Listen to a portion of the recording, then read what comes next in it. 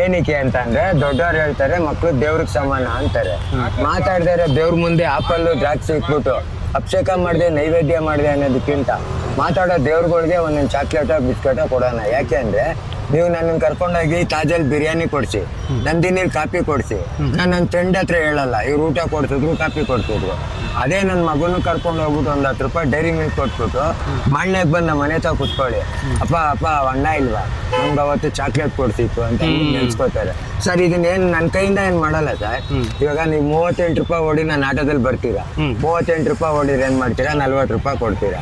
45 ಓಡಿದ್ರೆ ಏನು ಮಾಡ್ತೀರಾ, 50 ರೂಪಾಯಿ ಕೊಟ್ಬಿಟ್ಟು ಮಡಿಕೊಳಪ್ಪ ಅಂತೀರಾ. ಇವಾಗ ನಿಮ್ ಇದ್ರಿಂದನೇ 7 ರೂಪಾಯಿ ಎಕ್ಸ್ಟ್ರಾ ಬರುತ್ತೆ. ಕಷ್ಟ ಬಿದ್ದಿರೋ 35 ರೂಪಾಯಿ ಮನೆ ಕೊಟ್ಬಿಡೋಣ. ಎಕ್ಸ್ಟ್ರಾ ಬಂದಿರೋ 7 ರೂಪಾಯಿಲಿ ಒಂದು 5 ರೂಪಾಯಿಗೆ ಯಾರೋ ಕನ್ನ ಕಾಲ ಇಲ್ದಿದ್ದವ್ರಿಗೆ ಒಂದು 10 ರೂಪಾಯಿ ಬಿಡೋಣ. 1 ರೂಪಾಯಿ ಬೀದಿ ನಾಯಿಗಳಿಗೆ ಬಿಸ್ಕೆಟ್ ಹಾಕೋಣ, 1 ರೂಪಾಯಿ ಚಿಕ್ಕ ಮಕ್ಳುಗಳಿಗೆ ಚಾಕ್ಲೇಟ್ ಕೊಡೋಣ. ಈಗ ಉದಾಹರಣೆ